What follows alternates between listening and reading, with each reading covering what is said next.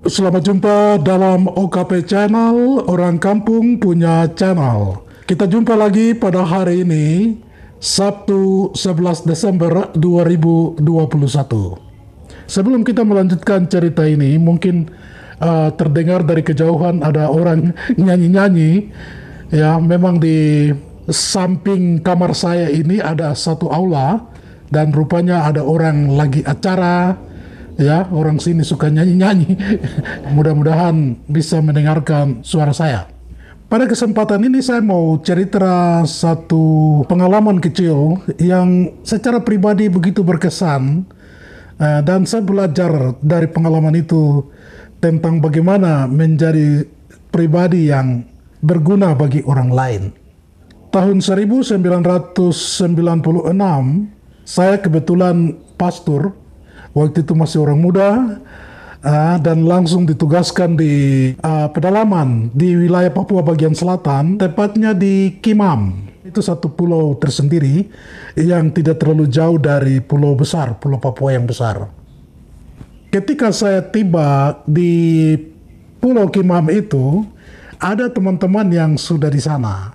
Sehingga mereka mengatakan begini, "Felix, kita di sini kerja cari uang untuk bisa jalan dari kampung ke kampung. Tidak ada orang bantu kita di sini. Jadi kita sendiri cari uang," katanya. Kalau sekarang sepertinya ada bantuan-bantuan ya, karena ada otonomi khusus, ada bantuan dari pemerintah, ada macam-macam. Dulu tidak, dulu kami cari uang sendiri ya dengan jualan ya. Kebetulan masyarakat di sana suka makan sirip pinang ya. Sirip pinang, kopi, gula, beras, dan lain-lain. Jadi kami menjual. Ya, kami beli pesan dari kota, bungkus-bungkus, lalu jual ketika jalan dari kampung ke kampung. Khususnya mengenai sirip pinang, itu selain jual ya, jadi bungkusannya kecil-kecil begini, 500 perak waktu itu. Ya, semua dijual 500. Tapi ada juga tumpukan plastik yang khusus, diisi pinang, siri, dan lain-lain untuk dibagi-bagi saja kepada orang-orang kampung yang datang ngobrol-ngobrol, ya dikasih saja begitu. Nanti kalau ada yang mau lebih ya silakan beli. Dan pada suatu hari saya membawa jualan itu ke satu kampung, terutama sirip pinang. Ini untuk pertama kalinya ya saya ke sana, dan kebetulan tidak ada rumah khusus untuk pastor, jadi kami tidur di sekolah. Ya, saya sama driver karena ke sana pakai speedboat, jadi tidur di sekolah, disusun bangku-bangkunya. Terpaksa anak-anak harus tidak sekolah. Ya, disusun bangku-bangkunya lalu kami tidur di atas. Saya buka juga jualan di situ. Tetapi dari pagi sampai siang itu sepertinya tidak ada orang beli gitu. Jadi hanya datang, ngobrol, terpaksa saya bagi. Saya bagi yang khusus untuk membagi-bagi ini. Lama-lama pinang yang khusus untuk bagi ini mulai habis. Belum ada yang membeli. Belum ada duitnya yang masuk.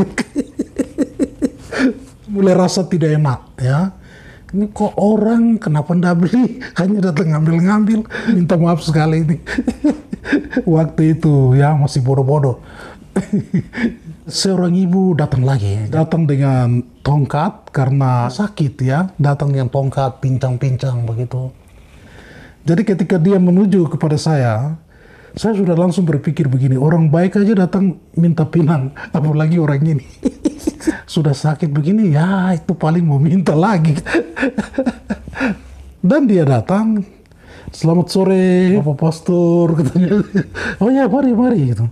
Saya senyum tapi hatinya lain. "Bapak Pastor, saya mau cerita," katanya. "Suami saya selingkuh dengan istri orang. Saya stres sampai sakit." Jadi saya cukup terharu juga mendengar ceritanya, tapi pikiran tentang pinang itu masih terus, hati-hati, itu hanya mau ngambil hatimu lalu minta pinang. "Suamimu itu ada di mana sekarang?" "Katanya di kota." "Oke." Ceritanya tuh ya, menyedihkan gitu. Jadi saya sebetulnya sudah ikut hanyut dalam kesedihan, tetapi tetap saja masih ada pengaruh, hati-hati. Mungkin ibu itu ngambil hatimu untuk minta pinang katanya. Pada akhir dari cerita, ibu ini mengatakan, Pastor, besok kita sembahyang ya. Saya mengatakan, iya benar, besok pagi jam 7 kita sembahyang. Makanya saya mau memberikan uang katanya. Uang derma gitu. 10.000 tahun 96 lumayan gitu. Untuk sembahyang besok katanya. Oh oke. Ibu itu mau berdiri untuk pulang. Terus saya mengatakan, ibu tidak memerlukan pinang atau apa? Oh tidak Pastor, saya itu tidak makan pinang katanya. Saya itu tidak makan pinang, saya cuma senang sudah cerita apa yang menjadi beban pikiran ini saya sudah ceritakan. Itu sudah terima kasih Pastor. Saya juga tidak tahu makan pinang katanya. Dan saya langsung merasa terpukul, terpukul, malu, sedih, rasa sayang. Saya berdiri nonton ibu itu pergi dengan pincang-pincang, air mata hampir jatuh, pergi nonton sampai hilang. Di situ saya belajar. Ternyata jangan cepat kita menilai orang. Dan karena itu, karena begitu sedihnya, pinang yang tadinya mau dijual tuh saya bagi-bagi aja semua. Kalau ada ketemu orang itu ada pinang silakan ambil. Wah itu juga tidak baik, tapi ya apa boleh buat, karena untuk mengobati merasa sudah mengecewakan ibu itu, walaupun ibu itu tidak merasa, mungkin saya sendiri bergumul dalam hati sendiri. Kita jangan cepat menilai orang dari penampilan seperti yang kita lihat. Sekedar cerita ya silakan ambil kalau baik, kalau tidak ya lupakan. Demikian, terima kasih.